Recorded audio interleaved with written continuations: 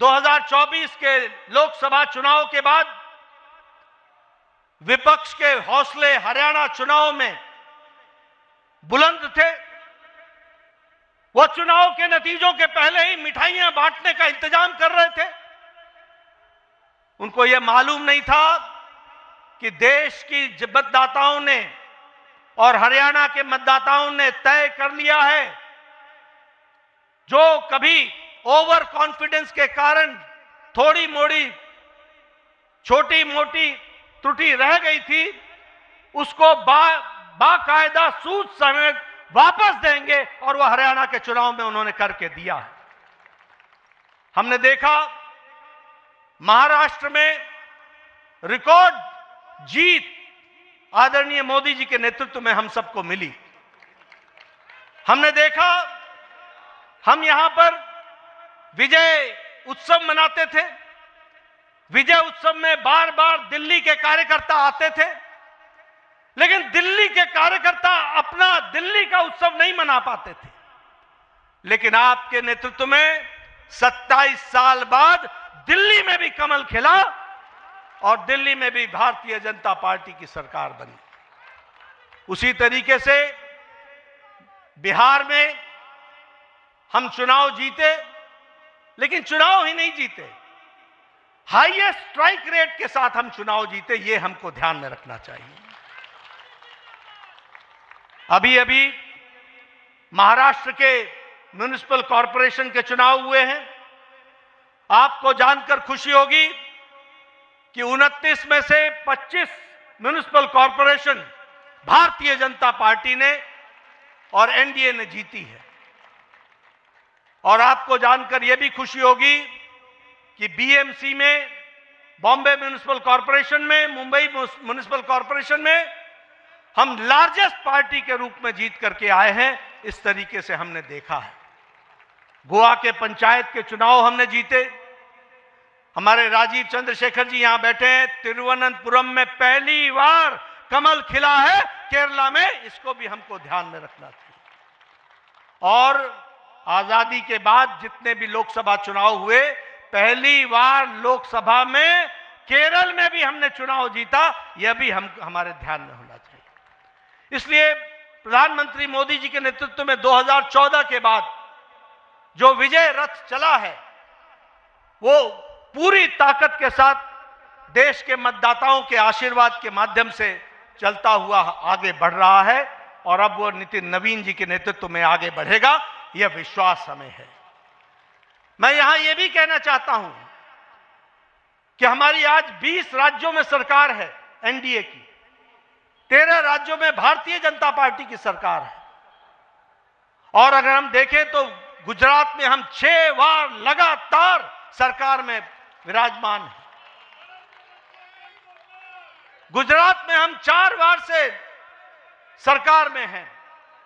हरियाणा में, गोवा में हम दूसरी बार, तीसरी बार सरकार बना रहे हैं। हम बिहार में, उत्तर प्रदेश में, महाराष्ट्र में, त्रिपुरा में, उत्तराखंड में, मणिपुर में, आसाम में हम दूसरी बार सरकार बना रहे हैं, बनाई हमने। यह हमको ध्यान में रखना चाहिए। इसलिए हम यह पूरे विश्वास के साथ कहना चाहते हैं कि आदरणीय प्रधानमंत्री मोदी जी के नेतृत्व में, नितिन नवीन जी की अध्यक्षता में भारतीय जनता पार्टी आने वाले समय में अब बंगाल में भी कमल खिलाएगी, बंगाल में भी कमल खिलाएगी। पुडुचेरी में और तमिलनाडु में हम सरकार बनाएंगे। असम में हम फिर से सरकार में आएंगे और केरल में भी हम अच्छे नतीजे देंगे। इस विश्वास के साथ हम आगे बढ़ रहे हैं। मैं आपके और प्रधानमंत्री जी के बीच में ज्यादा समय नहीं रहूंगा। आप सब लोग प्रधानमंत्री जी को सुनना चाहते हैं। मैं एक ही बात कहना चाहता हूं कि पिछले कुछ वर्षों में जो मुझे पार्टी ने जिम्मेवारी दी, मैं अपने सीमित जो हमारी कार्य करने की क्षमता रही, उसमें जो कुछ भी आप सबके सहयोग से कर सका, वह मैंने करने का प्रयास किया है। इस जिम्मेवारी को निभाते हुए अगर मैंने किसी के दिल को कहीं कुछ कहा हो जिससे चोट पहुंची हो तो उसके लिए मैं क्षमा चाहूंगा।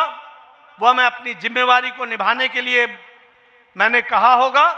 लेकिन आप सब लोगों ने जिस तरीके से पार्टी के लिए दिन रात मेहनत की है, उसके लिए मैं आपके माध्यम से करोड़ों करोड़ों कार्यकर्ताओं को बहुत बहुत धन्यवाद देता हूं कि उनके माध्यम से हम पार्टी को सफलतम तरीके से आगे बढ़ाने में सफल हुए हैं। और आगे नितिन नवीन जी पूरी ताकत से इस पार्टी को, इस महान पार्टी को, दुनिया की सबसे बड़ी पार्टी को आगे ले जाने में कोई कसर नहीं छोड़ेंगे।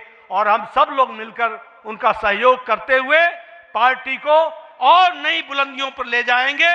और जो नई स्थान हमारे छूट गए हैं प्रदेश, वहां भी कमल खिलाएंगे। इन्हीं शब्दों के साथ बहुत बहुत धन्यवाद। जय भारत।